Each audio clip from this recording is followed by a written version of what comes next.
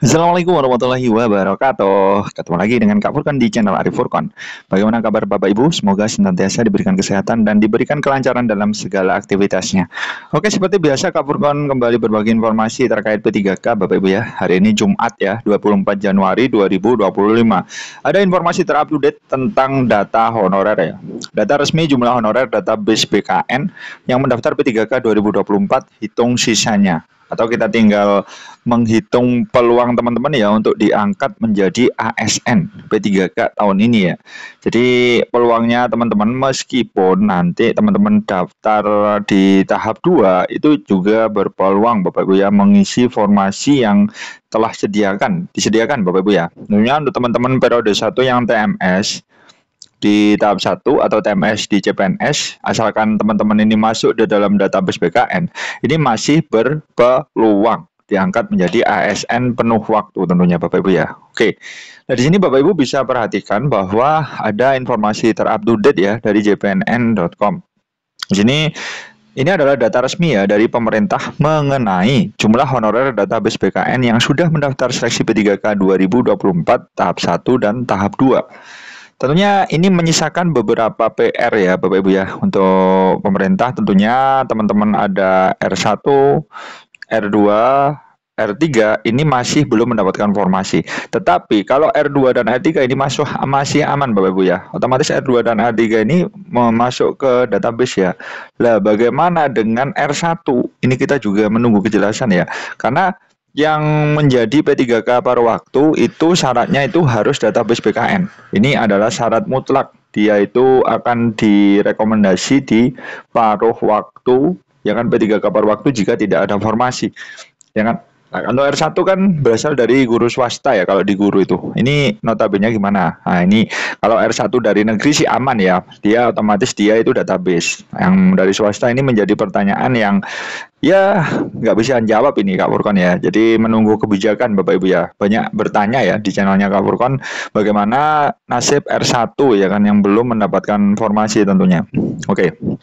Tentunya masih ada ya datanya seperti itu Bapak Ibu ya. Jadi tinggal menunggu aja mungkin. Kalau di paruh waktu kan ya boleh jadi sih seperti itu.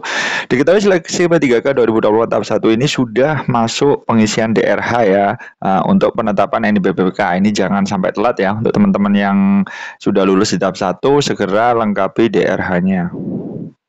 Nah, di sini seleksi P3K 2024 tahap 2 yang sudah ditutup pendaftarannya pada 20 Januari 2025 kemarin telah masuk tahapan seleksi administrasi.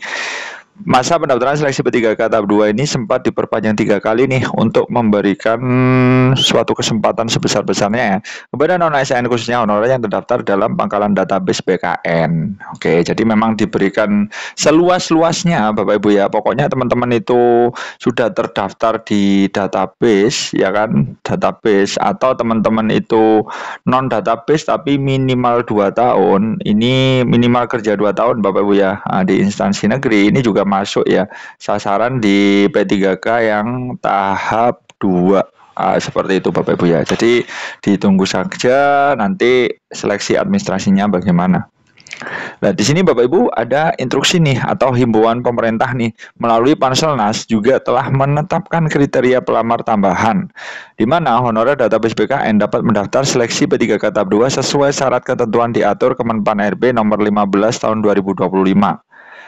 Melalui kesempatan perpanjangan pendaftaran dan kriteria pelamar, ini terhitung non-ASN itu yang masuk honor database BKN yang mendaftar seleksi P3K tahap 2 ini 116.498. Luar biasa Bapak Ibu ya. Sementara di sini non-ASN yang database BKN yang sudah mendaftar seleksi P3K tahap 1 itu 1.500.000. Wah, ini perbedaannya cukup besar Bapak Ibu ya. Tentunya kerjasama BKN Muhammad Ridwan dalam keterangan resminya. Nah, ini fokusnya ke yang database BKN ya Bapak Ibu ya. Nah, demikian terhitung kalau kita kalkulasi sih ada sekitar 1.789 non-ASN yang terdata di database BKN. Sebanyak 1.608 telah terakomodir dalam PPBK tahap 1 dan 2. Nah, ini sisanya itu akan diakomodir di tahap 2. Seperti itu ya Bapak Ibu ya. Jadi ini Jadi 1.700.000, 1.608.000 ya, sisanya sekitar ya 80 ya, 70 sampai 80.000 yang diperebutkan untuk teman-teman honor database BKN seperti itu. Kemudian Bapak Ibu bisa perhatikan bahwa adapun untuk honorer database BKN yang tidak memenuhi syarat atau TMS ya pada tahap seleksi PPK tahap 1 dan TMS SKD, CPNS dan atau SKB ini langsung dialihkan menjadi P3K paruh waktu sesuai dengan Kemenpan RB nomor 16 tahun 2025. Oke, jadi ini langsung ke P3K paruh waktu karena ini sudah memenuhi syarat. Yaitu syaratnya apa? Teman-teman ini sudah database, ya kan, masuk database-nya BKN. Jadi aman Bapak Ibu ya. Jadi ini langsung diakomodir ke P3K paruh waktu seperti itu. Nah, kemudian di sini ada instruksi nih dari Kepala BKN Prof Yudan Arif.